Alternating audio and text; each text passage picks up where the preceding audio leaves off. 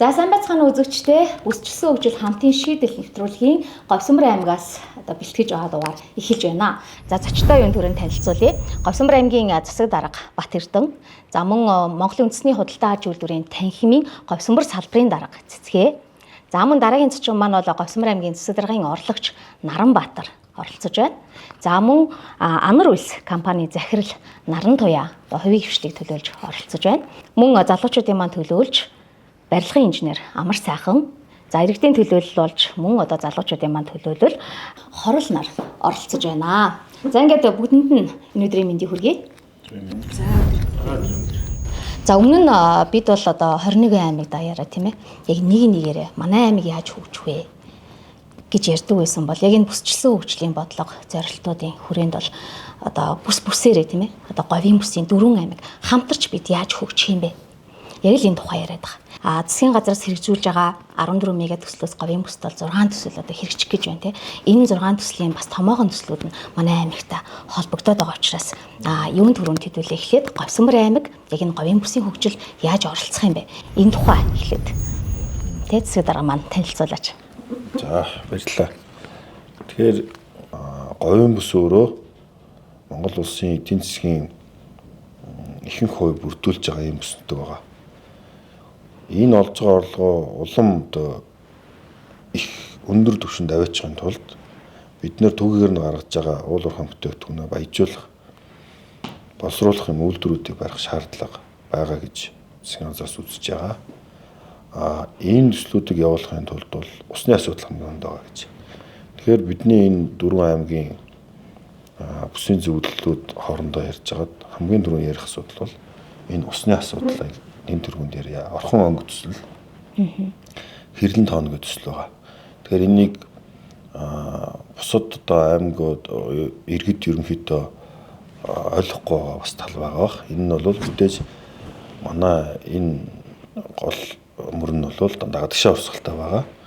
Тэм учраас бид нэр энийг нөгөө уурийн төвшөнд өөрийн үндсэн төвшөнгөөс илүү гарсан төвшөнд нь бид нэр говийн бүс рүү энэ усыг татах, тэрүүгээрээ боловсруулах үйлдвэрүүдийг барих ийм тухай ярьж байгаа. Тэгэхээр энэ төсөл бол зөвхөн одоо нэг жишээ шүү дээ. Энэ бол зөвхөн говийн бүсийнхний асуудал биш. Энэ бол монголчуудын асуудал, Монгол улсын эдийн засгийн асуудал учраас бид бүгдээрээ энэ төслүүдийг бүх бүсдэр, бүх ард түмнээр энийг ойлгож явуулах хэрэгтэй гэдэг дээр нэгдсэн нэг юм байр суурьтай говийн бүсийн удирдлагууд саналаа илэрхийлж байгаа. Хоёрдугаарт нь энэ тээвэр логистикийн асуудал дээр нэлээд огт холбогдол өгч байгаа. Тэр нь бол замун үүд хөшгийн хөндийг холбосон замын асуудал яригдж байна. Мандалгов чойрын замын асуудал яригдж байна. Чойр Чингис хаан хотын асуудал яригдж байна. Мандалговоос 10 хэрлүү явах замын асуудал яригдж байна. Ингээд энэ асуудлууд шийдэгдэх юм бол Говьсөнбөр аймгийн хэмжээнд бол Хуурай замын бомбтой асуудал яригдж байна. Энэ 4 замынхаа занглаа бүс дээр түгээлтийн том систем хийх, худалдааны том төвийг байгуулах, Хуурай замын бомб байгуулах, логистикийн төвийг байгуулах тухай ярьж байна. Тэгэхээр энэ бол бидэнд байж байгаа давуу тал бол товчхондоо бол энэ газар зүйн байршил. Дэд бүтцийн давуу тал. Бидэнд байгаа сул тал бол бид хитрхи зөөхүүлээ. Яг үнэ. 18 мянган хүн байна. Бид нэр өшөө олон болох тухай ярьж байна. Мэдээж өшөө олон төслүүд яригдж байна. Монгол улсын эрчим хүчний энэ хараат байдлыг арилгах юм том засгийн газраас хэрэгжүүлж байгаа бодлого бол энэ сэргээгдэх эрчим хүчтэй холбоотой том төслүүд яригдж байна. Говьсөнбөр аймгийг манай бусад говийн аймгийн удирдлагч гэсэн энэ дээр санал нэгтэй байгаа. Говьсөнбөр аймаг дээр өсөө эрчим хүчний төв болох зарлая. Ингээд станцуудыг байгуулъя. Яагаад гэвэл өөрөө энэ стратегийн том хөрн үүсний орд байна. Энэ дээрээс урилсан станцуудыг байгуулах, энийг орон нутгийн дэмжих. Ингээд явах юм бол бид нэр зөвхөн энэ бүсээр тогтохгүйгээр улсын эрчим хүчний хараат байдлыг эндээс нөхчих боломж байгаа гэж үзэж байгаа. Гуравдугаарт нь Баянтал сум. Энэ яг нэг юм газар зүйн байршлын онцлог дээр суурилсан Баянтал сум дээр хөдөө аж ахуйн үйлдвэр технологийн паркийн асуудал яригдж байгаа.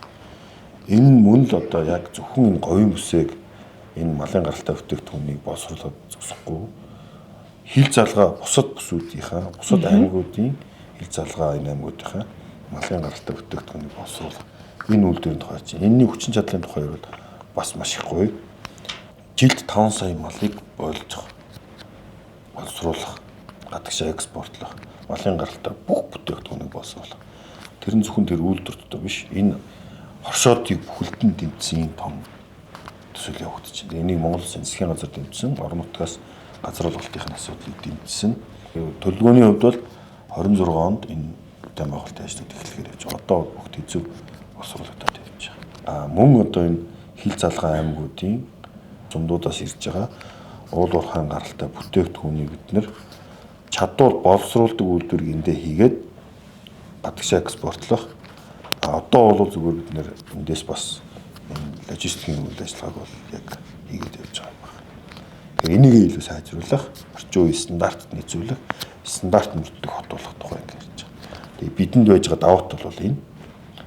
Бусад давуу тал манай Тонгоо аймагт ирэх чинь томоохон аж үйлдвэрийн паркын тухай ярьж байгаа. Нефтийн үйлдвэр гэдэг ингээд бүх юмуд ярьж байгаа. Бид тэнд давхар ярих юм байхгүй. Өмнө гоо чинь маш гоё тэргүүнд орчлого болж байна. Тэр нь уул уурхайн одоо хамгийн том эдийн засаг тэнд явж байна. Тэрнтэй зэрэгцүүлээд аялал жуулчлалыг давхар гоё хөгжүүлж чадчихжээ. Тэгээ энэ одоо туршлагуудаа бид нэр шийрлээд ингээд хөгжих юм эхний 2040 он хүртэл бодлого байна гэжээ 4 аймаг ингээд боловсруулаад явж байна. Бүсийн хөгжилд одоо татврын ялгаатай бодлого яваад байгаа тийм ээ. Тэгэхээр Говьсонборын аймгийн хувьд яг ямар байна? Тэгээд бас цаашид орон нутгийн маань онцлог, за говийн бүсийн маань бас энэ онцлогоос шалтгаалаад санал болгох тэр бодлого юу байна? Энэ тухайд үл ярилцъя. Миний хувьд бас бизнесийн салбарын зүгээс үл энэ дээр айгүй санаа зовж явдаг. Яг Улаанбаатартай ойр ер нь бол 500 км-тэй 90% буцаа олголттой гэсэн юм татрын хөнгөлөлттэй бодлоготой явж байгаа. Тэнгүүд 500 км дотор буюу одоо нөгөө Улаанбаатартай илүү ойр байгаа аймаг сумдуудад ийм хөнгөлөлт байдаггүй. Тэгэхээр нөгөө Улаанбаатарын төвлөрлийг сааруулахад ойролцоох энэ аймаг сумдын оролцоо бол айгүй өндөр байгаад байдаг. Тэр алс хоол руу Улаанбаатараас шууд очиод сууршаад тэр нөгөө бизнесээ эрхэлдэг юм уу те энэ нөгөө үйлдвэрүүдэд барьд юм уу ингэхдээ маш их хэмжээний зардалтай гэж үзэж байгаа. Тэгэхээр зэрэг хот болон орон нутаг гिचвэл эсвэл 100 км ч гэдэг юм уу те иймэрхүү километрийн цаг ойртуулах багасгах шаардлага бол байна гэж харж байгаа. Ингэснээр тэр Улаанбаатарын төвлөрлийг сааруулгаад бизнесийн салбарынханд бол маш их хэмжээний тийм боломж гарч ирнэ гэж харж байгаа. Дээрэс нь говийн бүс гэж бид яриад байгаа. Говийн бүс дээр уул уурхаа давмгаалж байгаа. Тэгвэл биднээс уул уурхаа нөгөө нэг татваруудаа 10-аас дээш болгоод юм уу те ингээд бас тодорхой төвшөнд нэмэгдүүлэх байдлаар ингээд тэр нөгөө татврынхаа дутаг нөхөх ч гэдэм үү те ийм татврын дата орчныг бизнес бусад нөгөө жижиг бизнесүүд дээр ирж байгаа дарамтыг бууруулах гэдэг юм уу энэ тал дээр илүү анхаарч ажилламаар юм шиг санагдаж байгаа. Дэмжлэг гэвэл одоо орон нутагт байгаа ялангуяа манайх жижиг зах зээлтэй газарт бол нөгөө татрын өөрийг өөр төлөх хугацааг бас харьцангуй сунгаж өгвөл айгүй их дэмжлэг болно гэж бодож байгаа. Тэгэхгүй биднээс ч үйл ажиллагаа явуулаад орлого нь орж ирээгүй байсан татрын өрөнд ордог. Эргэлтэнд байх ёстой их усэр мэн татрын өрлөө явчих гад ингээд байдаг учраас энэ дээрээ бас төрийн зүгээс бас дэмжлэг үзүүлэх байхаа гэж л найдаж харж байна. Тэгээ энэ сая татрын хэлцүүлэг дээр энэ талаар бас нэлийн саналуудыг дэвшүүл тодорхой тоочны юмнуудыг ярьж явуулсан байгаа. Яг энэ говийн бүсийн хөгжлийн хувьд бол энэ татврын ялгаатай бодлого дээр тийм ээ одоо ингээ хэрэгжиж эхлэегүй байгаа ч гэсэн цаашид авч хэрэгжүүлэх тийм зорилго төлөвлөлт ер нь юу байна? Сүүл засгийн газар дээр яригдж байгаа юм бол бүсүүд өөрсдийн онцлогт суурилсан энэ татврын бодлогыг хэрэгжүүлэх юм яригддаг. Тэгэхээр энэ нь бол бас зөв байж магадгүй. Уул уурхайн бүтээгдэхүүнтэй холбоотой татврын дээшээ дошоолох асуудал. Одоо энэ гүний гал байгуулахтай холбоотой, хуурай замын бомб байгуулахтай холбоотой чөлөөт бүс байгуулахтай холбоотойгоор татврын одоо энэ татваргүй бүсийг энэ байгуулах асуудал бол нэлээд яг энэ орон нутгийн хөгжилд өөр хөгжлийг авчрах байх. Тэгэхээр дараагийн бидний ярилцах сэдэв бол одоо хөрөнгө оруулалттай холбоотой. За манай аймгийн хувьд бол нөгөө хүн ам цөөхтөөч гэдэг юм уу тэрнээс шалтгаалаад Говьсонбор аймагт одоо бусад аймагтай харьцуулах юм бол маш бага. Хэдийгээр одоо бага боловч одоо сүүлийн жилүүдэд бол одоо маш сайн ахиад яваад байгаа. Тэгэхээр яг энэ хөрөнгө оруулалтууд ямар төвшөнд тийм ээ Говьсонбор аймагт ямар хөрөнгө оруулалтууд хийгдэж байна. Тэгээд энэ говийн бүсийн хөгжилд яаж нөлөөлөх юм? Тэ тэгээ дээрээс нь цаашид бас бидэнд ямар хөрөнгө оруулалтууд хэрэгтэй байгаа юм. Энэ тухай. За хөрөнгө оруулалт бүтээн байгуулалтын тал дээр бол мэдээж одоо залуу эмэг одоо бас хөгжлийн шатанд явж байна. Бид нар одоо бүхэл юм шатыг тулах хэрэгтэй байх. Тэгэхээр Говьсөнбөр аймгийн хэмжээнд бол маш одоо нэлээд олон жилийн өмнөөс дэд үтц одоо бусад бүтээн байгуулалтын шаардлагатай нөхцлүүд бол бүрдүүлж ажиллаж байгаа. Говьсөнбөр аймагт толгомж байгаа асуудал бол мэдээж орон сууцны асуудал байгаа. Орон сууцны асуудлыг бид хүн бол бас аль болох одоо төсөвт одоо энэ жил одоо 1.8 тэрбум хүн төсвийн барилга орон сууц барих одоо нөхцөлийг одоо газрын болон одоо бусад одоо дэд үтцийн шугамын одоо тий ажлыг хийлгэж төрөөс одоо үзүүлэх дэмжлэгээ үзүүлж байна. За үүний үр дүнд бол мэдээж одоо энийг дагаад дэд үтц одоо халаалт бохирын шугамыг дагсны үндсэн дээр бол орон сууц манаас баригдах нөхцөл бүрдэж одоо явж байна гэж харж байгаа. Манай одоо аймгийн нэг том зорилт бол энэ эх 4 жил бид нэр өөрөө өөрсдөө санхүүжүүлдэг юм аймаг болоход гол зорж байгаа. Бид нэр Шивэ овоогийн ажилчид, төмөр замдагсаа ажилчид, төрийн албан агчид гэдэг энэ хүмүүсийн хүн амын орлогын албан татвар бусад нэг аж ахуйн нэгжийн орлогын албан татвар гэдэг нэг иймэрхүү л одоо эдийн засгт аймаг болчиход байгаа байхгүй. Маш бага 40 тэрбум төгрөгөнд эргэж байгаа ийм аймаг байна. Гэхдээ бидэнд айгүй том нөөц байдаг. Тэгэхээр эх 4 жил бид нэр хувийн хвшлийг цөөхөн одоо энэ станцын асуудал, энэ хуурай замын бомбын асуудал, энэ хөдөө аж ахуйн паркын асуудал гэдэг энэ нэг ийм гурван суман дээр ерөнхий суурилж байгаа энэ томоохон ажлууд явахад бид нэр өөрөө өөрсдөө санхүүжүүлээд зогсохгүй одоо бусад илүү гарсны аймагт улсад одоо дэмжлэг үзүүлдэг ийм аймаг болох боломжтой. Дорн говьтой адилхан, өмнө говьтой адилхан. Ийм бүс нутагт уулын бид нар амьдраад байгаа. Бид нэр Говьсөнбөр аймагт хийх гэж байгаа юм хийх гэж байгаа аж ахуйн гэж иргэн бүгдийн дэмжих юм хэрэгтэй байна. Гэвч бидэнд толгомж байгаа асуудал бол газар олголттой холбоотой асуудал жоохон төвөгтэй байгаа. Бидэнтэй өнөөдөр нэг атайхан төсөл ингээд явах гал уулзаал уучрал явхад маргааш нь газрын тухай асуудал ирээд. Энийг сумын хурлаар оруулна, аймгийн хурлаар оруулна. Засгийн газрын агентлагаар оруулна. Засгийн газрын хуралдаанаар оруулна. Энэ бүх процесс үндсэндээ хамгийн хурдандаа одоо хагас жилийн нүрийг үзэж байгаа юм. Тэгэхээр ямар хөрөнгө оруулалт энийг хүлээх юм? Энэ гадны хөрөнгө оруулалт эсвэл дотоодын хөрөнгө оруулагч томоохон аж ахуйн нэгжүүд маань орон нутгууд руу ирэх тийм маш төвөгтэй байдал үүсэж байгаа. Тэгээ бид нар ч юм бол уулын өрсөлдөх чадвараараа сүүлийн 5 жил улсын хэмжээнд эхний 5 дугаар байранд яваад байдаг. Тэгсэн хэрнээ бид нэр өөрөө өөрсдөө санхүүжүүлж чадахгүй. Улсаас 50%-ийнхаа нийт одоо төсвийнхаа 50% улсаас дэмжлэг авч татаас авч амьдарч байгаа. Тэгэхээр бид нэр үндсэндээ яг өнөөдрийн одоо статистикийн дээрхэд бол бид нэг 20 тэрбум мөнгөийг нэмээд олоход л аймаг өөрөөрөө тийждэг аймаг болчихно. Бусад бүхэл аймаг дээр яг энэ газар олголттой холбоотой асуудал байгаа. Тэгэхээр хөрөнгө оруулалт гэдэг чинь өдрөөр биш бараг цаг минутаар ингээд хэмжигдэж байгаа юм цаг нийгэм байгаа шүү. Тийм учраас бид нар маш хурдтай ашиглуулдаг гэрээч хийдэг юм.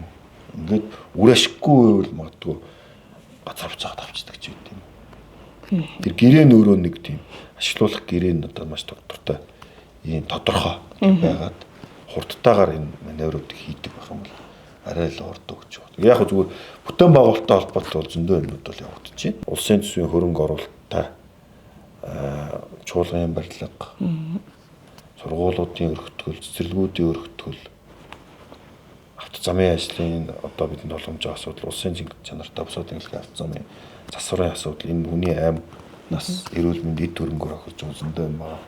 Энэ дээр зам тээврийн яам бас тодорхой мөнгөийг суулгаад явж байна. Тэгээ нөгөө дөрвөн урсгалтай одоо өшгөөндийн замуудыг холбосон энэ дөрөв игнэ автозамууд энэ жил эхлээд богино хугацаанд ашиглалтанд оруулах гэсэн энэ төлөвлөгөөтэй явж байгаа юм байна. Энэ бол манай аймагт энэ зангилаа ус дээр бол томоохон хүлээлттэй байна.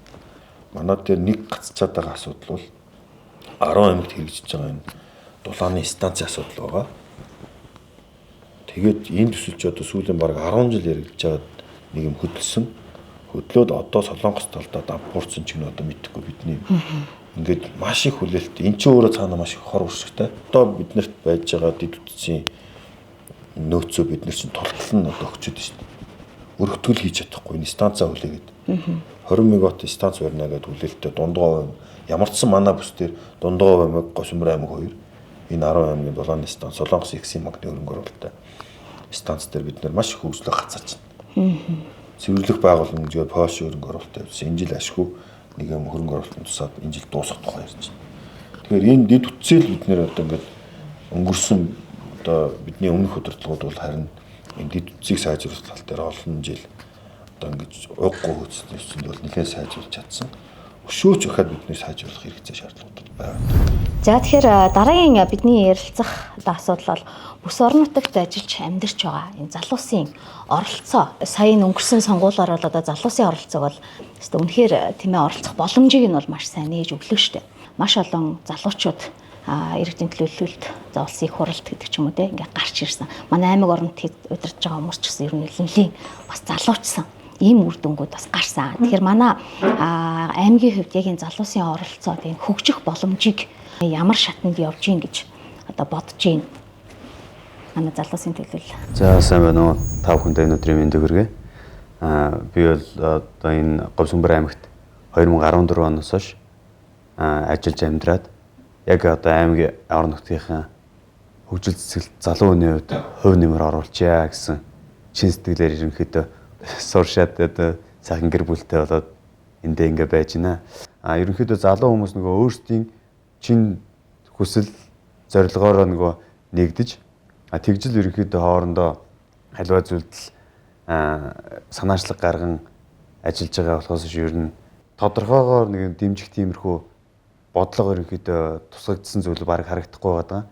Залуу хүмүүс яг тухайн улс орны яг гол ажиллах хүч гэж боддیں۔ Одоо уул уурхай салбарч бай, үйлдвэрлэлч бай. Тэр зүйлүүдэд ажиллах хүч байхгүй бол тэр зүйлүүд ерөнхийдөө зогсон байдалтай л орно гэж. Тэгэхээр яг залуу хүмүүс өөрсдийн гэсэн бизнесгүй болохоор шууд зориг гаргаад энэ аймаг орон нутг руу ирэх боломжтой гэж хардаг байхгүй. Бусдаар нөгөө яг өөрөө Улаанбаатар хотод бизнесээ эхлүүлээд хөлөө олцсон байгаа хүмүүс бизнесээ хаяад нөгөө шилжилт хөдөлгөөн хийж чаддгүй юм байна гэж харддаг. Нөгөө татвар болон төрийн зүгээс ерөнхийдөө таата нөхцөлийг бүрдүүлж өгч чадах юм бол Улаанбаатар хотын ерөнхийдөө залуучуудын төвлөрөл одоо яг ойр буюу одоо нэг Занглаа аймаг орон нутг руу шилжих бүрэн боломжтой гэж хардаг байхгүй. Яг нь одоо нөгөө манай аймагчуудын хамгийн гол тулгамж байгаа бас асуудал бол одоо энэ хүний нөөц байгаа шүү дээ тийм ээ.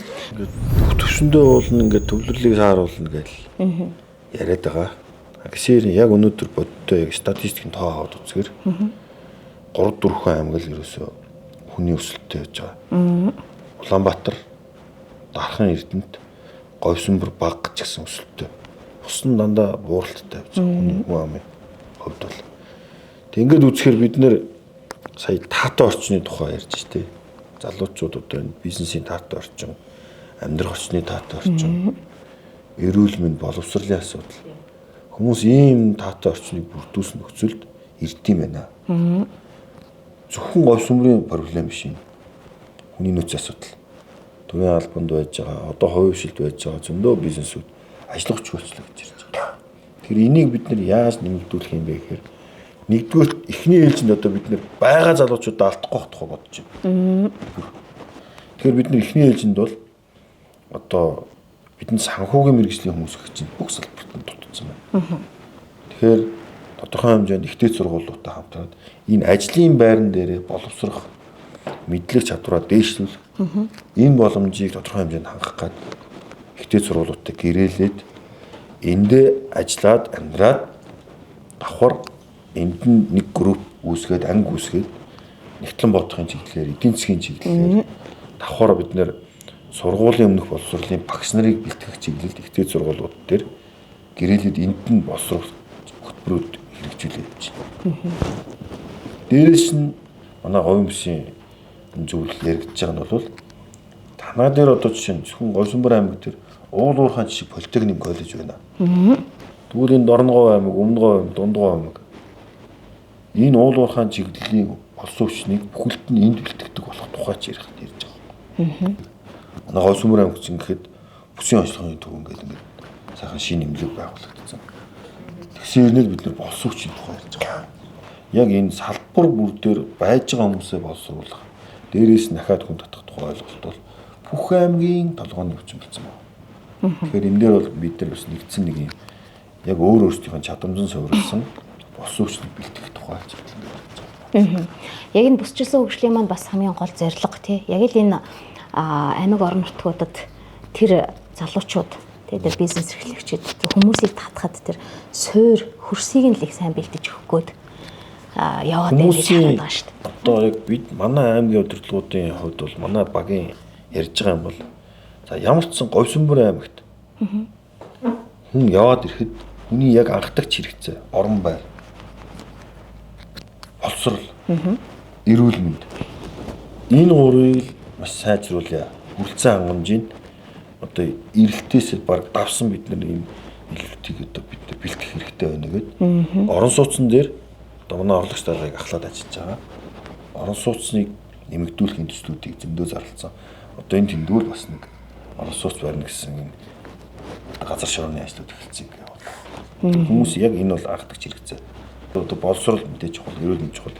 Дараа нь тэр нөгөө дараагийн нөгөө тансаг хэрэглэлийн юмнууд мэдээж хүмүүсэх тухай байна.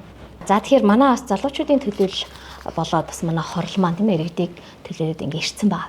Ер нь ингэ залуу хүний хувьд тийм ээ говийн нутагт, говийн бүсэд энэ Говьсүмбэр аймагт амьдрахад ер нь хэр байна тийм ээ одоо сайн тал нь юу байна тий ингээд засаж залруулах хэвээр тэр сөрөг тал нь юу вэ?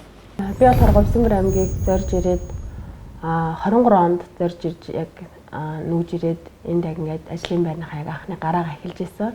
Яг одоогийн ажлын байрнаас эхэлж ирсэн. Тухайн үед яагаад ингээд Говьсүмбэр аймгийг зорж ирж ирсэн бэ гэх юм бол дэд бүтцийн хувьд айгу надад одоо юм улсын чанартай авцантайгаа ойр тэгээд цааш тийм ч гэсэн одоо ирээдүйн зорилго зорилт гэж байгаа. Тэрэнд мань айгу нэг алхам ойр юм шиг санагдаад одоо эдийн засаг тэгээд дэд бүтцийг нь айгу түшиглэж анх зорж ирж ирсэн. Хүн анх ажилд ороход бол хамгийн ихний шат нь бол нийгмийн асуудал айгүй хэцүү байд юм лээ. Их нөгөө ихний хэрэгцээнүүд айгүй чухал. Тэгээ намайг бол орон байраар бүрээ ангаж өгсөн. Тэгээд одоо ингээд ажлын байр эхэлчихэж байгаа надад анхан шатны бүх юмнууд ингээд тавигдаад өгсөн болохоор надад бол яг амьдрахад үнэхээр таатай санагдаж байсан. Сул тал гэх юм бол одоо яг одоо юу гэх залуу аймаг гэдгээрээ л жоохон бид жоохон хоцрогдоод байгаа ч юм уу да. Үнэхээр чадандаа, үнэхээр болгондоо л гэсэн үнэхээр мэдээлэлттэй. Ингээд одоо яг энэ төрлийн албанд зүтгэж байгаа. Хүүхдтэй юу? Хүүхдтэй. Хэд хүүхдтэй вэ? Одоо 3 хүүхдтэй. Хүүхдүүдийн хувьд тэр эрүүл мэнд боловсролын тэр эрхэн хэр хангагдаж чадчихэв. Манай хамгийн баг чинь ой гарантай. Энэ нэг цэцэрлэг авахгүй тэр асуудал нэг хүн санагдчихсан. Одоо нэг 2 наснаас дээш авна. Тухай одоо яашлах хэрэгтэй гэх юм уу? Тийм зүйл байхгүй болохоор тэр нь хүндрэлтэй санагдчихсан. Тэгээ би шууд цэцэрлэг дээр нь очиод гуйжсан байхгүй юу? Би ингээд одоо танай аймаг ингээ анх ирж байгаа. Надад одоо ингээ таних хүн байхгүй. Одоо нийгмийн баталгааг минь одоо хангах гэдэг юм уу? Надад нэг удаа туслаад миний хөвгтийг ингээ цэцэрлэгт аваач гэж одоо гуйжсэн. Тэгсэн чинь тэлгүй ах уу? Ийм залуу хүн одоо ингээ манай аймгийг зориодж байгаа юм. Ямар мундаг юм бэ? Тэгин би аавна гэдэг манай хөвгтийг анх цэцэрлэгт авч ирсэн. Нэгсэндээ ийм одоо журамч гэх юм уу тийм нэг би зөрчиж байгаа л да тий. Тэгтээ бол зүгээрээ одоо ингээд манайхан ингээд нийгмийн баталгааг хангаж өгж байгаа гэдэг үднээс бол авнаа гэд. Тэгээд авч ирсэн. Тэгээд хүүхдүүдэд сургуульд оруулахад ямар ч асуудал байгаагүй. Одоо эрүүл мэндийн анхан шатны юмнуудыг бол ингээд асуудалгүй аваад ямар ч надад бол түүртэх зүйл бол үнэхээр байгаагүй. Би өөрөө хичээх систем байна даа л гэдэг л зүйл надад тулгарч ирсэн. Ер нь бол Улаанбаатар хотод бол бас хүүхэд харах үйлчилгээгээд бас харьцангуй хөгжөө явж байгаа. Хөдөө орон нутагт бол энэ өдрөө хэмжүүлэх төв хүүхэд харах үйлчилгээ ч гэдэг юм уу. Одоо манай Говьсүмбэр аймгийн хэмжээнд ер нь байхгүй. Тийм бэдгүй билээ шүү дээ. Тэгэхээр энэ ч гэсэн одоо бас манай орон нутгийг зориод ирэх хүмүүст бас л нэг боломж тий. Миний хувьд ч гэсэн одоо өөрөө яг энэ орон нутагт ирээд 9 жил гаранхан. Тэгээ Улаанбаатар хотоос ингээд зориг гаргаад гэр бүлээрээ нүүж ирж исэн. Тэгээд яг л одоо бас ингээд олгож байгаа боломжууд, сайн талууд хийх зүйл маш их байна. Тэгээд Улаанбаатар хотод бол одоо байгаа юм маш их штэ. Нэгэнд ингээд доктор сурчлага олсон компанитай өрсөлдөөл ингээд тийм ингээд байж ахаар нэгэнт ингээд орон зайд байгаа дутагдаад байгаа. Тэр бизнес, тэр орчин, тэр одоо юу гэдэг хэрэглээ бүх зүйлийг орон нутагт ирээд хөгжүүлээд явах боломж байгаа юм байна гэдгийг л ер нь залуучууд манаас олж хараасай. Сүүлийн 2-3 жилийн хугацаанд бол тийм ээ Монгол орон даяар л за энэ Монгол улс чи ер нь аялал жуулчлалаар бол нэлээд явах юм байна гэдгийг бас ингээд олоод харчлаа, мэдэрчлээ тийм ээ. Тэгэхээр манай орон нутгийн хувьд яг энэ соёл аялал жуулчлалын чиглэлээр ямар бодлого төлөвлөлт байна тийм ээ. Тэндээс одоо сайшаалтай нь юу байна? Тэгээд цаашид бас ингээд заавал одоо тий авч хэрэгжүүлэх тийм санаа, шийдэл бас юу байна? Тэгээд тэр дундаа бас нөгөө төр хувийн хөвшлийн харилцаа, уялдаа холбоо маш сайн хэрэгтэй байх хэрэгтэй байгаад байгаа шүү дээ. Энэ талаар гэдэг. За манай аймаг маань бол Улаанбаатараас одоо 220 км-т жинхэнэ одоо аялал зугаалаад явхад бол боломжтой ойрхон тийм газар байгаа. Чойрын богд гэдэг кинон дээр хүртэл гардаг шүү тийм ээ. Чойрын богд мэн гэдэг хамрын хэд одоо явах замд одоо манай чойрын богд бол маань байдаг учраас энд дамжаа явж байгаа жуулчид тийм ээ. Орон нутагт маань одоо бас саатаж уулаар маань морилж тийм одоо яг үдээд 5 сард ингээд буйлс цэцгэлдэг байгаа. Тэгээ энэ үеэр маань болоод хүний хөдөлгөөн илүү их болдог. Буйлс цэцгэлэг хавар гэх тийм ивент арга хэмжээг зохион байгуулад ирж байгаа. Зохион байгуулж хэлсэн. Энэ арга хэмжээг ер нь гээд уламжлалгаа явуулчих юм бол бас нэлээд жуулчдыг татах юм боломж байна гэж харж байгаа. Оцол сансар гэм бас сайхан хайрхан уул маань лам болон одоо шүтдэг тийм уул хайрхан байна. За мөн одоо хаялгын нуур гэдэг байна тийм ээ. За миний бодлоор бол энэ хаялга нуур маань одоо загастай тийм ээ зундны ирээ бас ингээд гоё наран шарлага дээр ажиллах юм бол маш одоо бас боломжтой тийм санагддаг. Өвөл нь болохоор аялал жуулчлал бас өвлийн аялал жуулчлал цан чаргаар уулгах ч юм уу тийм ээ. Ингээд загасчлах ч юм уу тийм өвлийн бас ийм загасчлал хийж болж байгаа байхгүй. Энэ байдлаа одоо бид нар бол ашиглаад нутгийн иргэдэд одоо түшгэлсэн аялал жуулчлалыг бий болгоё тийм ээ. Одоо хөдөөний айлууд хоршоод болсон тэр айлууд маань одоо өөрхөн хийж чаддаг юм одоо үзүүлээд одоо нэг нь ааруул хуруудаа хийж ийн нэг нь одоо ингээ сайхан тэмээтэй тийм ээ ингэнийхээ хоромгийг савлж ийн гэх мэжлийн нийтийг нийлүүлээд нэг брендийн дор ууд баглаа бодлоо нутгийн одоо эдийн дээжс ингээ гаргаад орон нутгийн брэндүүдийг бий болгох чиглэлээр бол бид хүмүүс бас нэлээд одоо идэвх чармаалтай ажиллаж байгаа гэж үзэж байгаа. За тэгээд мэдээж энэ зам даваа энэ байдал маань бол ерөөсөө хоол үйлдвэрлэлийн одоо маш сайхан одоо эрэг сайхан орчин бүрдчихэд байна. Тэгэхээр одоо боржгон одоо брендийн хоол ундыг бол манай одоо хоол зүйчд бол гаргаад байгаа тийм ээ.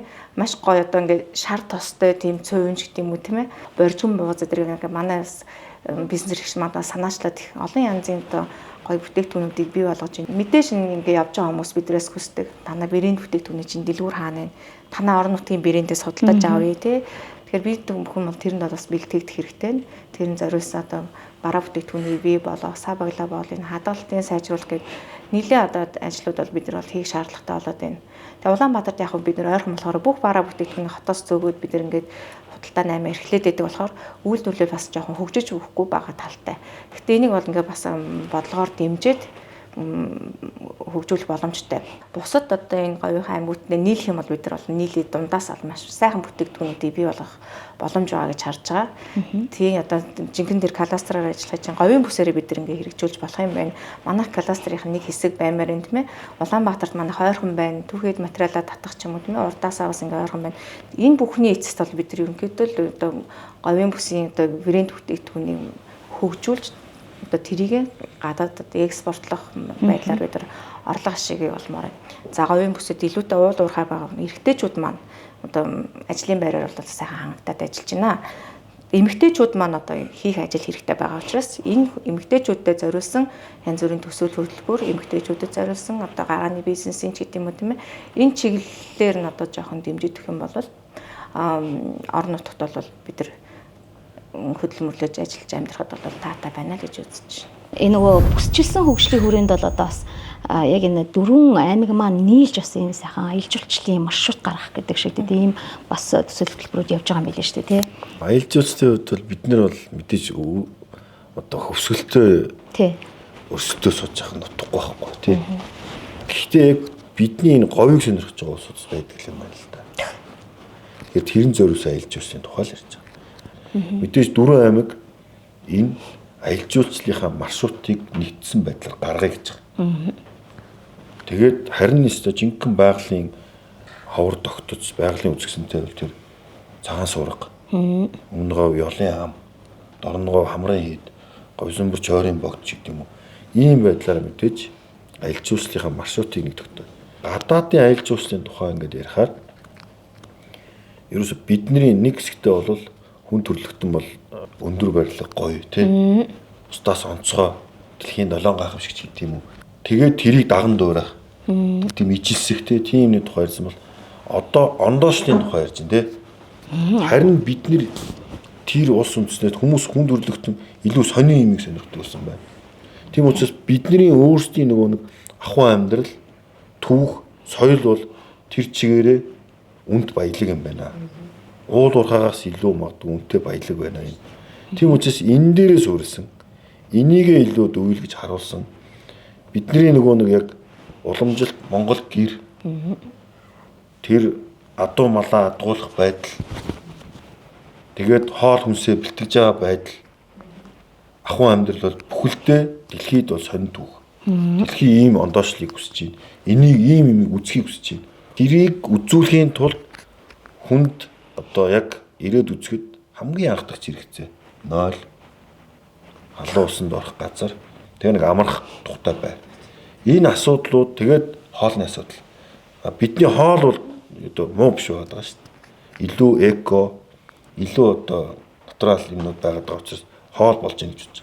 Бид нэр түрүүний 3 хэлсэн юмыг шийдчихэд үндсэндээ дэлхийн дахны хүмүүс бол одоо японочдоо ялангуяа бол солонгосчууд энэ төр бол яг энэ говийн энэ тэнгэр од эрхэс энэ юмыг харахыг яг хүсдэг гэдэг байхгүй.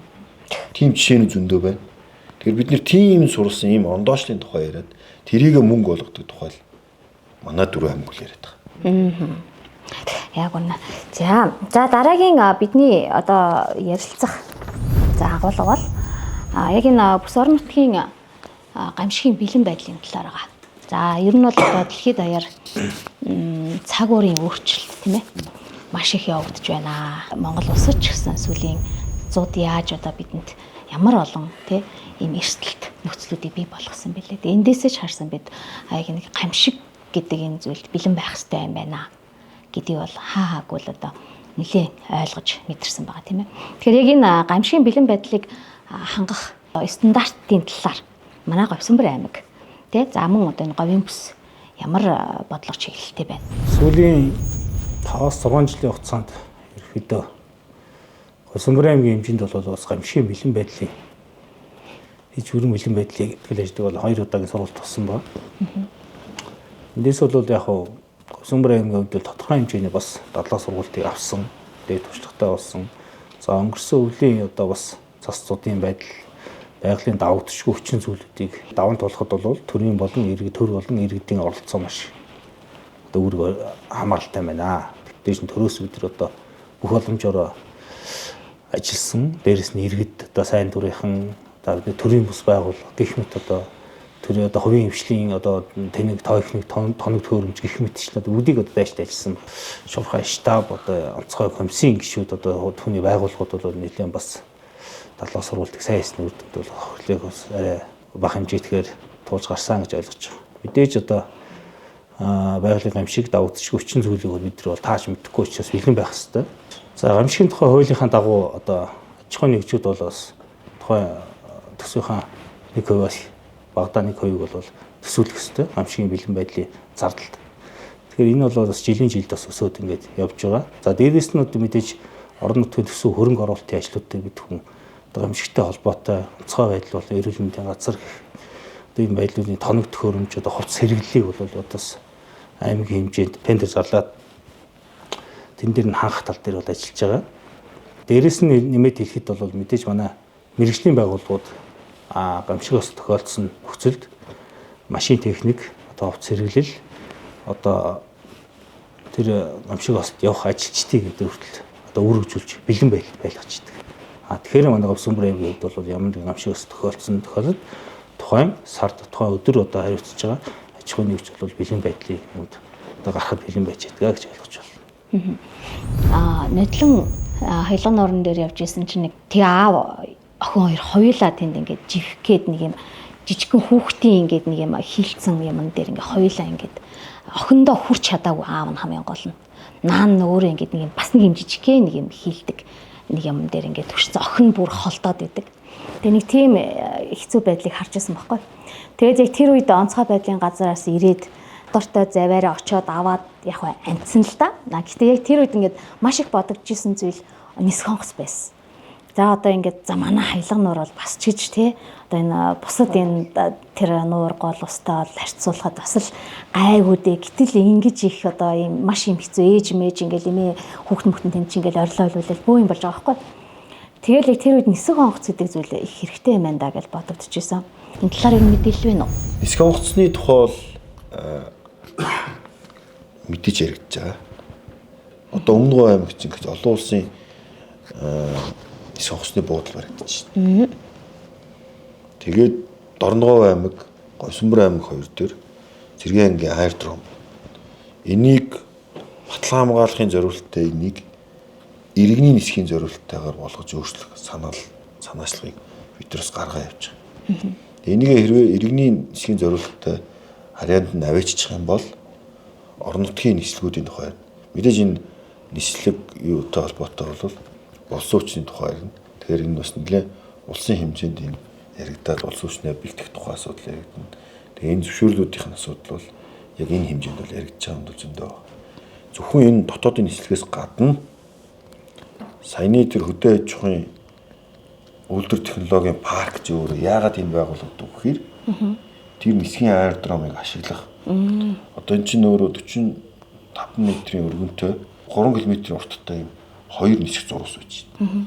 Бэлэн ийм энд дэвтээс ашиглаад гадагшаа малын гаралтай бүтээгдэхүүнөдөө боолсон түгэх, тэвэрлэх ийм асуудал дэрэгдэж байгаа. Тэгээ нэгэн тэр нисэх онгоцны одоо буудлыг гэх юм уу те тэр аэродромыг ашиглаад ингээд шийдэгдчих юм бол одоо бас яг энэ гамшиг үед тий эрсдэл нөхцөл бас тэр нисэх онгоцоо ашиглаа.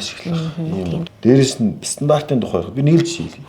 Стандартын тухай ярихад бол одоо бид нэр яг нүүдэлч ахуйгаас гараад хотын соёлд нийтээр суралцах хэрэгтэй гэж үзэж байгаа байхгүй. Тэгэхэд хамгийн энгийн жишээ бидний хаягжуулалтын асуудал байна. Бүгдээрээ өөр хаягтай. Бүгдээрээ өөр хашаа хороотой. Ер нь бүхэл аймагуд энэ дээр санаа зовж байгаа юм. Энэ хотын стандартын тухай л ярьж байгаа. Стандартаа гаргачаад тэр стандартаа мөрдөж байгаа хүн болгонд бүх юм нээлттэй байдаг. Түүнээс энд би хашаа барих гэж энэ одоо авцсан газар дээр одоо юу их миний дургад шиг байна. Миний дургад хамаагүй юм хийгээд байгаа байхгүй. Гэвч үнэхээр та энэ бүс нутагт хашаатай бол ийм хашаа бариад ийм байшин барина гэдэг тухай ярьж байгаа. Тэгэхгүй бид нэр одоо байшин эхлүүлэхэд ингээд тусгай зөвшөөрөл олгодог, ажил эхлүүлэх зөвшөөрөл олгодог ч гэдэг юм уу. Одоо нийслэл дээр яг яригддаг шүү дээ. Тэгээ бид нэр төссөн үсээгүй яг энэ тухай ахаал. Тэгэхээр бид нэр энэ суурийг дэмжиж. Хөгжилтэй орнууд яадаг вүлээ? Хорооллоороо байшингийн фасад нь дээвэр нь хүртэл бүгдээрээ ижил өгдөг талтай шүү. Тийм шүү дээ. Мэдээж энэ мэдээж хүний эдийн засгийг санхүүтэй шууд холбоотой ч гэсэн бид нэр одоо энэ стандарт мөрдөх тухай ярихгүй бол ерөөсөө болохгүй. Хажуудлын айлдаа хүртэл айгүй төвөгтэй байдал үүсгэж байгаа. Нэг хүн стандарт амьдрах гэдэг. Хажуудлын нь ямар ч стандартгүй болохоор тэр хүн тэнд амьдрах ямарч боломжгүй болж байгаа. Тэгэхээр бид нэр ийм стандартыг мөрдүүлдэг тухай манай бас орлогч даргааг энэ стандартыг ахлаад ажиллаж байгаа. Бүсчилсэн хөгжлийн энэ хүрээнд тийм ээ. Яг энэ хувийн хвшлийнхнийг дэмжих ямар шийдлүүд, ямар сайн шийдлүүд бас гарч ирэв. Бас одоо ямар асуудлууд байна. За ер нь бол орон нутгийг дэмжих хүрээнд бол харьцангуй нэг худалдаа авах ажиллагаа гэдэг юм уу. Төрийн байгууллагч өөрөө айгүй том худалдаа авахч. Тэр том худалдаа авахч нар маань бас харьцангуй орон нутгаас худалдаа авалтаа хийдэг болж байгаа нь бас орон нутгийн эдийн засгийг дэмжихэд бас нэлээдээ хувь нэмэртэй гэж бодож байгаа. Яг уу тэгэхэд говийн бүсийн уул уурхайн том компаниуд говийн бүсээсээ тэр тусмаа тухайн байрлаж байгаа орон нутгаас худалдаа авалтаа хийх хандлага давмгай байвал бас тухайн орон нутаг бас бизнесүүдийн чадамж нэмэгдэхэд их хувь нэмэртэй болов гэж бас харж байгаа. Ер нь нөгөө Улаанбаатарын нөгөө төвлөрлийг сааруулах хүрээнд гаднаас ирж байгаа суурьж байгаа бизнесүүдэд нэлээх боломжийг бас тавьж өгч идэг харагддаг. Гэтэл бид бол говийн бүсээ орон нутгаа голоогүй өнөөдрийг хүртэл ингээд болохгүйгаас нь болох хүртэл нь ингээд зүтгээд ингээд ажиллаж байгаагийнхаа хувьд бас ингээд ялгууртай юм дэмжлэгт юм уу эсвэл ийм өрсөлдөөний ийм тэнцвэргүй байдал бити хүрчээсэ гэж л ийм айдастай байдаг. Тэгээд тэр саналаач бас орон нутгийнхаа удирдлагуудад хийлдэг. Тэгэхээр энэ талаар бас тодорхой бодлого арга хэмжээ авч хэрэгжүүлэх болов гэж харж байгаа. За бизнесүүд дээр бас нэг томоохон зүйлэл түрүүнээс хойш ярьж байна. Боловсон хүчний асуудал өнөө нөгөө манад ирээд ажиллаад насаараа ажиллах уугүй нь тодорхойгүй байдал байр худалдаж авах уу эрсдэлтэй. Тийм учраас харьцангуй нөгөө түрээсийн орон сууц хангалттай байвал боловсон хүчний эргэлт бас сайжрах юм болоо. Ирээд үзээд тухайн орчинд таалагдчихвэл магадгүй тэр хүн цаашаа доктор суужртай ажиллах бах. Юугүй шууд байр аваад худалдаж аваад ч юм уу те. Эсвэл зээл тамрагдаад ороод ирэх нь бас эрсдэлтэй болов гэж харж байгаа. Тэгэхээр бас тэр тал дээр манай орон нутаг бас түрээсийн орон сууцыг төлхөө дэмжээсэй гэдэг талаас бас нэлээ бодож явдаг саналаа хэлж байгаа. Яг үнэ. Түрээсийн орон сууцсан дээр бол одоо манай Говьсөнбөр аймаг бол 1000 айлын орон сууц гээл те одоо эхний ээлжинд ингээд төсөл хөтөлбөрийн зарлагдаад тендерэн зарлагдаад зарим газрууд нь гэрээгээ хийгээд ажиллаа эхлээд ер нь бол явж байгаа шүү дээ те. Тэгээд одоо Говьсөнбөр аймагт энэ баригдаж байгаа түрээсийн орон сууцнууд бол төрийн албан хаагчдад бол нэлээд сайхан төхөмтэй боломжуудыг олгоод байгаа. Гэтэл хувийн хвшлийнхэнд тэр одоо квот нь олдох уу? Төрүүлсэн бидхэн дэд үтсийн асуудлыг шийдэж өгч байгаа аймаг орон нутгийн зүгээс. За мэдээж одоо ингэснээрээ бид нэр одоо залуу гэр бүл амьдрах орчин нөхцөл боломжтой арай хямд үнэтэй байр бариулахыг одоо бизнесийн байгууллагууд санал тавьж байгаа. Тэгэхгүй бид нар дэд үтсийн татчихгүйгээр ч юм тухайн хүн бүх юм энийг юм мэдээж мэдрэх явдал нэлээд өндөр болно. Төрөөсөө өндөр болно.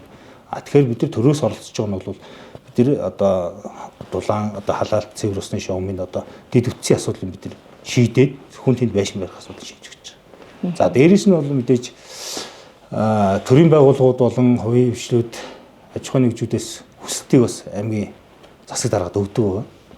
За энэний хүрээнд бид нар одоо төрийн мэдэлд байгаа боловсрол эрүүл мэндийн салбарын ажилтнуудыг бол бас тухайн хүн одоо доктор сууштай ажиллаад одоо байрны зээл авах боломж хүртэл хугацаанд бол бас амжруулж байгаа. За дээрээс нь засаг даргын зөвлөлийн хурлаар одоо засаг даргын байрны түрээсийн дэмжлэг гэж байдаг. За энийг бол мэдээж одоо бас шинээр ирж байгаа залуучууд бол бас эхний 6 сарын ч юм уу нэг жилийнхаа байрны түрээсийн дэмжлэгийг бол авах боломжтой байдаг. Тэгэхээр үнэхээр одоо ирээд түрээсийн байр хэцүү одоо цалин бас тий туршилтын хугацаанд бага байгаа бол бас аймаг орон нутгад хандхад мэдхэн бол иймэрхүү бас жил болгон бас түрээсийн дэмжлэг болон энэ одоо төрийн байгууллагууд дээр байгаа орон сууцнууд бол албаагчдыг оруулж байгаа. Энэ бас мэдээлэл байгаа байдаг учраас бусад салбарын улсууд хүсдэг өгөх юм бол бас нээлттэй байдаг шүү гэдэг бас хэлье. Тэгэхээр одоо энэ баригдах төрөөс орон сууцнууд төр ч гэсэн мөн адилхан хувийн хвшлийнхэн тэгэхээр бас хүсэлтээ өгөх юм бол бас харж үзэх юм шүү дээ тийм ээ. Бүсчилж хөгжиж байгаагийн хамгийн том давуу тал нь яг энэ дээр илэрч байгаа хамгийн анхны жишээг би таанд хэлүүлэх юм бол жишээ нь говийн бүсийн 4 аймгийн удирдлагууд ярилцаад за өмнө говьд орногоо аймаг 2 маань хэцэнгууд энэ орон сууцны үрэлцээ хангамж жаргал өндөр хөвтэй явж байгаа. Тийм болохоор аймагуудад энэ нөгөө төрөөсийн орон сууцны квот гэж байгаа. Тэр квотоо өмнө говьд орногоо 2 маань Говьсөнбөр дундгой 2 л өгөө гэдэг ийм шийдвэрийг энэ засгийн газар хуралдаанд оруулах гэдэг юм. Тэгээ энэ бол өөрөө бид нэр энэ бүсчилж хөгжиж байгаа арай хөгжил тааруу байгаа боломжтой боломжгүй байгаа юмд ингээд тэнцвүүлэх маягаар одоо нөгөө 2 аймгийн дараа нар маань ийм санаачлаг гаргаж байгаа. Тэгэхээр энэ бүсчилж хөгжихийн бас давуу тал нь бол бас нэг юм зүйл дээр илэрч байгаа. Тэр нөх хувийн хвшлийнхэн гэдэг дээр нэмж хэлэх юм байна уу? Олдох уу яг? Хувийн тэр бол мэдээж нээлттэй. Хувийн хвшлээ төрийн албан хаагч хувийн хвшил энэ орон нутгтыг энэ төрөөсийн орон сууц дээрээс нэмнэг банкуудын нэг энэ боломжуудыг бүгдийг асуудалж байна. Өшөө илүү тэр ипотекийн зээл гэдэг юм чинь орон нутгууд руу илүү бага говьтай илүү өндөр квоттой өгөх гэж байна. Тэгэхээр энэ ил бид нэр бас өндөр хүлээлттэй байна. За орон нутгийн бизнес эрхчдийн хувьд бол одоо хөрөнгө оруулалт санхүүжилтийн асуудал бол одоо хамгийн нэг тулгымцсан асуудал гэж хэлж болно. Ер нь банкнаас ер нь зээл бол бүгдээр авч байгаа. Гэхдээ бол хүү бол одоо өндөр байгаа. За орон нутгад бол жижиг дунд үйлдвэрийн сан гэж байгаа, хоршоо хөгжүүл сан гэж байгаа тийм ээ. Энэ сангуудаас бол яг бизнес эрхчид авч байгаа. Хэдий боловч одоо тэр санхүүжилтийг бол илүү нэмж өгөх шаардлагатай л гэж хардаг. Бусад аймагтай харьцуулах юм бол манайхаас харьцангуй санхүүжилт нь бага. Тэгээ манай бас гишүүд бол ерөнхийдөө хангалттай зээл төгссөн хэмжээнд бол авч чаддгүй. Одоо магадгүй өмнө говь аймагт тийм ээ тэр санхүүжилт нь илүүдэлтэй гэдэг бол манайх руу шилжүүлэх юм уу. Хоорондоо ингээ бас уялдаа холбоотой ажиллавал ямар вэ гэсэн санал байгаа да. Тэгээ надад нэг маш их таалагдсан юм байдаг бол нөгөө ковид үеэр ажлын байрыг дэмжих зээл гэж одоо өгч исэн 3% хүүтэй зээл. За тэр бол одоо манай бизнес эрхчид үнээр аварсан.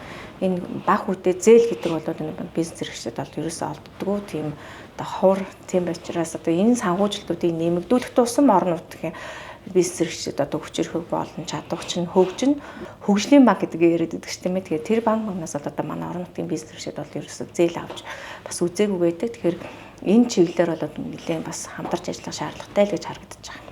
Санхүүжилтийг ингээ нэмэгдүүлэх талын юм ярьж юм л да сая бол. Тэгэхээр манай аймаг дээр яг 2025 онд гэхэд жижиг дунд үйлдвэрийг дэмжих сангаас 600 сая төгрөгийн зээл болгож байгаа. Төслөө сонгож шалгуулалтанд хийгдээ явж байна. За хөдөлмөрлөлтийг дэмжих сантай холбоотой жил болгоно 1 тэрбум төгрөгийн орчимны санхүүжилт хийгдээ явж байгаа. Тэр нь 100% олгогдоод явж байгаа. Тэгээ энэ жил онцгой жоохон ямнаас барьсан бодлого нь болохоор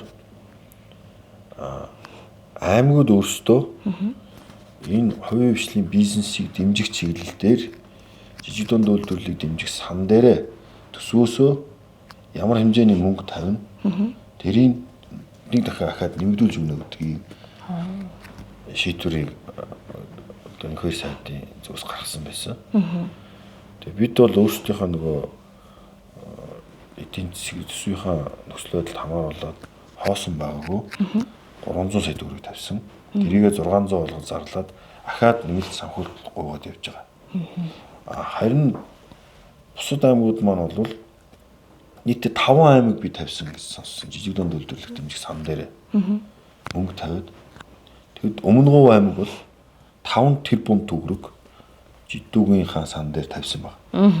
Тэрийг нөгөө яам маань амласнараа 10 тэрбум төгрөг болгоод өгч байгаа жишээ. Вау. Тэр чинь өөрөөрөө ингээд эдийн засгийн хувьд юм хүчрэг аймагуд бол ингээд өшөө илүү хөгжих боломжууд байгаад байна. Тийм учраас одоо манай аймгийн иргэд аж ахуйн нэгжүүд бүгдээрээ яг энэ эдийн засгийн нөгөө эрхчлөөнд хүрэх эдийн засгаар илүү хүчрэг болох тал дээр л анхаарахгүй бүхэл юм одоо бол үндсэндээ аль одоо жишээ нь чадахгүй байгаа хөгжиж чадахгүй байгаа ч гэдэг юм үү тийм дэмжгээс илүүтэйгээр илүү чадчихагаад нь тий илүү юм хийж яагаад нь илүү санаачлагтай байгаад нь илүү дэмжлэгийг Монгол Улсын засгийн газар үзүүлэх тухай юм шийдвэрүүд гарч шít. Тийм ээ тий. Тэгэхгүй 330 сум дээр бүгдээрэнд төсвийг ижлэхэн хуваарлаад явах асуудал чинь бол үндсэндээ зарим талаараа бол хөгжлийг ингээд чөтгөр тушаа болж байгаа. Нөгөө санаачлагтай байгаа хүний магадгүй урам нь хуурах ч гэдэг тий. Илүү баг юм хийхгүй байгаа хүнд дэмжлэг өгөх байх юм бол хүн болгоны нөгөө хийх хүсэл эрмэлзэл байхгүй болчихно. Тийм учраас энэ хөрөнгө оруулалттай холбоотой хөрөнгө оруулалтын хэмжээ энэ зээл сүмжийн хэмжээнүүд бүхэлдээ илүү одоо санаачлагтай хурдтай бага хүмүүст нь олгох ийм бодлогыг барьж байгаа нь бол илүү энэ удаагийн засгийн газрын бас зөв шийдвэр юм уу гэж харж байгаа. Хуучин бол одоо орон нутгийн хөгжил санд одоо хамгийн тааруу байгаад нь санхүүжилтийг олгох тэр ийм нөхцөл байл шүү дээ. Одоо нэмэлт санхүүжилт олгож байгаа нь бол одоо энэ орон нутгийнхаа хөгжил сангийг зарцуулалтыг хамгийн одоо хууль тогтоомжид нийцүүлээд хамгийн өндөр хувиар одоо хууль тогтоомжийн хэрэгтэй юм хийсэн сондуудын санхүүжилтийг нэмэгдүүлж байгаа юм. Тэгээ энэ бол илүү нөгөө одоо илүү их бид нэр хичээж ажиллах тухай ойлголт ярьдаг. Тэгээд үндсэндээ нөгөө нийгмийн шалгарлаараа гэдэг юм уу чадахгүй байгаа аймаг сумдууд дээр бол харин эсэргээрээ хариуцлагын тухай ярих. Энэ нь бол илүү шударга зарчим бол гэж үздэг. Тийм ээ. санал бол нэг байна. Угаасаа ажлын байран дээр ч гэсэн мэддэгддэг шүү дээ, тийм ээ. Би энэ хүнээс хамаагүй илүү ажиллаад байхад битээр ижлэхэн цалин аваад байдаг. Тийм тохиолдол дээр бол ингээд нөгөө их ажиллаж байгаа хүний урам хугараал тэ нөгөө сайхан ажил хийдүүлдэг хүн болж идэг хийсэн чи хийгээгүй цалингаа авч идэг гэдэг шиг нэг ийм зүйлс бас байдаг шүү дээ. Одоо тухайн байгууллагын удирдлагатай байгуулж байгаа гэрээ хүртэл шал өөр болж байна шүү дээ. Гэтэ мэдээж энэ саяны яриад байгаа тогтолцоо ч юм бол яриад маш хурдтай ингээ алга өргөлтэй адилхан өөрчлөгддөг юм зүйл биш. Тэгэхээр бүх зүйл яг энэ тал руу шилжиж байна. Яг сая таны хэлж байгаагаар төрийн албан хаагч удирдлагатай байж байгаа гүйцэтгэлийн төлөвлөгөө гэж байгаа. Гүйцэтгэлийн төлөвлөгөөний биелэлд гүйцэтгэлээр нь одоо буцаагаад эмнэлэг гүйцэтгэлээрээ санхүүждэг ч гэдэг юм уу те. Тогтолцоонууд өөр болоод эхэлж байна. Хийсэн ч цалин авдаг, хийгээгүй ч цалин авдаг энэ тогтолцоо чинь ингээд бүхэлдээ өөрчлөгдөж байгаа шүү. Эсвэргээрээ юу гэж хэлэх гээд юм бол хүн болгон одоо чаддаг байх, мэддэг байх, санаачлагтай байх энэ тогтолцоор орж байгаа. Тэгэхээр залуучууд ч гэсэн энэ өдмөр эхэлж байгаа бүх хүн энд бэлтгэх хэрэгтэй л гэсэн. Бүс орон нутгийн хөгжлийг те хязгаарлаж байгаа. Одоо хоош нь чангааж байгаа. Тэр асуудал юу вэ? Асуудлууд бол ярьсан тий. Тэгэхээр тэрэн дээр гол нь шийдэл. Ямар шийдэл байж болох вэ? Энд дээр бас санаа бодлоо хэлээрээ. Саналаа хэлээ явчих. Би бол үе үеийнхээ ингээ удирдлагууд маш их талархдаг. Бидэнд яг үүндээ бас байхгүй юм бол байхгүй. Гэхдээ яг бид нэр сая хүсчихсэн хөгжлийн чуулга уулзалтыг Говьсанбар аймагт үсгийн дараалал бол болох ёстой байсан. Гэвч биднэрт одоо нөгөө дөрөв аймаг ингээд нөгөө засгийн газрын бүрэлдэхүүн ирээд ингээд 500 хүн суугаад хуралдах юм том конференц заалаа. Тийм хэмжээний буудлал. Тийм хэмжээний хүнийг хооллох газар байхгүй. Буудал байгаа юу байгаа. Цөөхөн тоогоо, цөөх ордоо. Тэгэхээр биднэрт ингээд бүх юм ингээд нөгөө дөрөвний хил дээр залуу аймаг гэдгээр ингээд бүх юм одоо ингээд хөгжлийн гараан дээр байна. Тэр бидний энийг айгүй хурдтай ингээ хөгжүүлэхийн тулд ингээд бүх төвшөндөө хүмүүс айгүй хичээх хэрэгтэй болчиход байгаа. Дээрээс нь би түрүүн ярьсан нөгөө энэ аж ахуйн нэгж орон нутгууд руу шилжин суурших, иргэд орон нутгууд руу шилжихтэй холбоотой асуудал бол ерөөс бүх юм энэ газар дээр л явагдаж байгаа учраас газартай холбоотой энэ бодлогыг бид нэг эргэж харах хэрэгтэй юм байна гэдгийг бүх төвшөнд нь илэрхийлж байгаа. Манайд бол гацдаггүй л дээ. Бус аймагуд дээр чинь ингээд гацж байгаа юмуд ингээд жишээ зөндөө ажиглагдж байгаа. Магадгүй улс төрийн нөхцөл байдлаас ч гэх юм уу ингээд гацж байгаа юм байд юм шиг л. Мэдээж эн чинь нөгөө газрын асуудал бол мэдээж үндэсний аюулгүй байдалтай холбоотой асуудал учраас маш чухал хандах нь бол зөв. Гэхдээ яаж чухалчилж хандах вэ гэдэг нь л их чухал юм уу? Тэр нь өөрөө буцаагаад нөгөө улсынхаа хөгжилд чөдөр болохооргүй хөрөнгө оруулагчтай өргөөхөргүй өөр тогтолцоогоор хурдтай шийддэг юм бол оруулах санагдаад байна. Бас нэг чухал юм бол энэ нөгөө төр хувийн хвшлийн хамтын ажиллагааны тухай. Энэ чигээс хууль хүртэл байгаа. Гэхдээ тэрийг яг орон нутг дээр одоо яг ашиглах боломжгүй байна. Яг тэгвэл одоо бид нэр яг Говьсанбар аймгийн хувьд гэхэд чинь төсвийн хувьд бид нэр бас жоохон хязгаарлалтай байна шүү дээ. Тэгээд улсаас дэмжлэгтэй амжилт амьдарч байгаа дөрвөлсөн. Бид нэр дутагдж байгаа санхүүгээ би өдөр хувийн хвшилтэд хамтарч хиймээр байна. Тэгэхээр төр хувийн хвшлийн түншлийн хуулийн дээр бид нэлээд өөрчлөх саналуудыг оруулж байгаа. Тухайлх юм бол тэр хуулийн хүрээнд бол 100 мянган одоо хүнтэй хотод хэрэгжүүлэх тухай ярьж байгаа юм. Тэгэхээр ч одоо орон нутагт тийм хүнтэй хот өнөөдөр дархан хөрснө өрөөгүй юу. Ингээд хэрэгжих боломжгүй болчихж байгаа юм. Тэгэхээр энэ хуулийг эргэж харах хэрэгтэй байна. Бид нэр өөрсдөө улсын төсөв, орон нутгийн төсвөрийг хийж чадахгүй байгаа юм аа. Магадгүй бид нэр энэ дундаа манай хоёр ярьж байгаа зүйл бол одоо энэ Солонгос Эксим молны санхүүжилтөд хэрэгжиж байгаа станцын төсөл ингээ 10 жил яригдж байгаа одоо 3 жил ингээ гацчихлаа. Эхлээд гацчихлаа явж байгаа. Тэгвэл энийг одоо бид нэр төр хувийн хвшлийн түншлийн хүрээнд дуусгачих боломж байна. Гэвч нөгөө хуулиа гэхээр бид хууль зөрчих гээд байдаг. Энэ дээр одоо бид нэр төр хувийн хвшлийн түншлийн хүрээнд хогныхаа асуудлыг шийдэж болж байна. Боловсруулаад хогштойгоо дулаан үйлдвэрлээд орон сууцнуудаа халаадаг технологи ч байна. Ийм атайхан төслүүдийг бид нар хувийн хвшилтэй хамтраад хийхээр тэр нь энэ хуулийн өөрөө бас чөтгөрч болж байгаа юм байна. Тавьж байгаа шаардлагууд. Тэгэхээр ийм юмнууд дээр бас энэ боломжуудыг нээж өгөх орон нутгууд дээр ингээд түрүүн хэлсэн газрын асуудал, энэ төрөө хвшлийн дүнжлийн асуудал, иймэрхүү зүйлүүд дээр бид нэр эргэж харах хэрэгтэй. Татврын асуудал ийм юмнууд дээр эргээ харчих юм бол орон нутгийн хөгжил бас арай жоохон хурцтай бас боломжууд байна л гэж харагдав.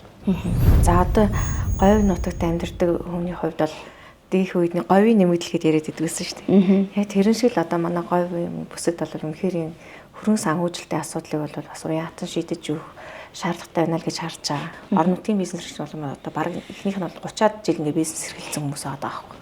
Тэд нар дараагийн шатанд гармаар байна тийм ээ. Одоо жишээлх юм бол одоо манай орон нутгийн бизнес эрхлэгч маань одоо орон нутагт 9 давхар одоо орон сууцыг барих гээд одоо ажил нь эхэлсэн маш хурдтай явж байна. Тэгвэл гэх мэтлээ одоо манай орон нутгийн бизнес эрхлэгчид болоод Osa Construction, Элчи Сансар гэдгээр компаниуд маань бас өөр өөрийн орон сууцнуудыг барьсан байгаа. Тэгээ ер нь бол ингээд тэдний хөгжлийн одоо дараагийн одоо шатуулыг эхэлсэн байна. Тэр хэдий одоо бас сайхан дэмжиж өгөх юм бол бас орон нутаг маань хөгжих боломжтой байна. За яг сүүлийн үед одоо манай зам харгуун асуудал бас нэлээд асуудал болж гарч ирж байгаа. Тийм. Тэгэхээр энэ одоо ерөнхийдөө маш их машин хөлгөж байна. Манай орон нутгийг дамжаад тэргээ дагаад ингээд ерөөсөө зам чалаад дийлэх байгаа байхгүй.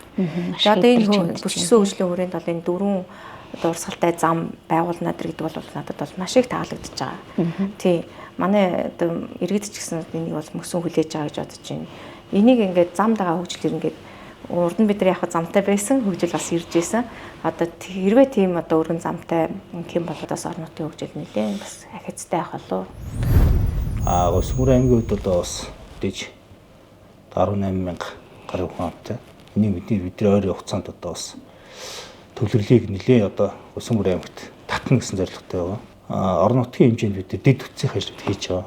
За үүнийг дагаад одоо зөвхөн томох мега төслүүд явж байгаа тийм ээ. Энэ бол явах хэрэгтэй мэдээж. Усмөр аймагт мэдээж одоо энэ цахилгаан станцууд баригдах хэрэгтэй. За дээрээс нь гангийн үйлдвэр баригдах хэрэгтэй. Малын аж ахуйн эко парк баригдах хэрэгтэй. Энэ бол бүгд дандаа үйлдвэрлэх хэвгүй. Тэгэхээр мэдээж үйлдвэр хөгжиж тэр үйлдвэр түн ажилчин байна. Тэрний гэр бүл одоо энд дэж сууршиж амьдрна. Тэгэхэд бид нар боловсрол эрүүл мэнд орон сууцаар хангах нөхцөлийг одоо багаас нь ч болтгоо хангаж байна. Бид нар улс өмөрийн хот төлөвлөлтөө хийцэн байгаа. Хот төлөвлөлтөн дээр одоо мэдээж одоо өргөн тэлэх, орон сууцжуулах одоо тийм ээ цэцэрлэгжүүлэх одоо бүхэл таатай одоо амьдрах нөхцөлийг бүрдүүлэхээр одоо төлөвлөж байна. Мэдээж одоо энэ одоо маргааш шийдэгдэх асуудал биш.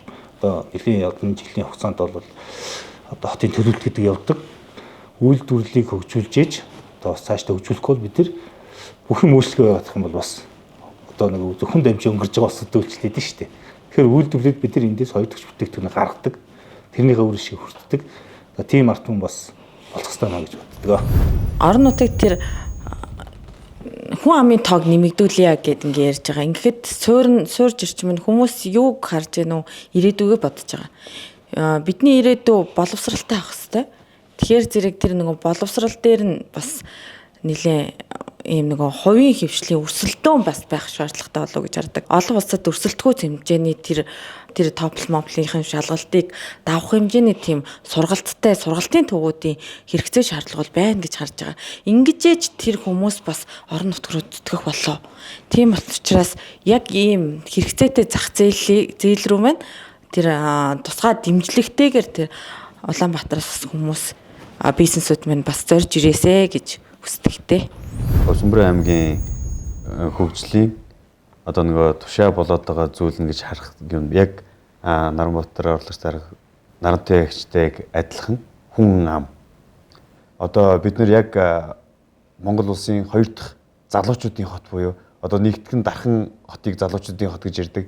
Тэрнтэй адилхан Чойр хот гэдэг одоо Усмөр аймгийн Чойр хот гэдгийг яг хотын хэмжээнд хүн амынхаа хувьд хөгжил цэцэглэлийн хувьд яг л хотын хэмжээнд байлгаж чадах юм бол хүн амын төвдрөл маш хурдтайгаар наашилж ижил эдийн засаг сэргэж бүхэл зүйл ерөнхийдөө хөгжлийн гарц нь яг энэ л юм болов уу гэж хардтай.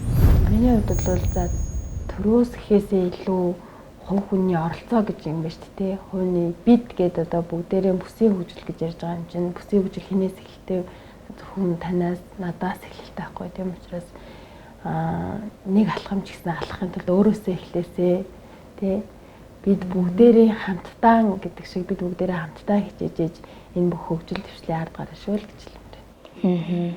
Дээрэл тийм шүү тий. За баярлалаа. За ингээд өнөөдрийн бидний ярилцсан, хэлэлцсэн тийм ээ.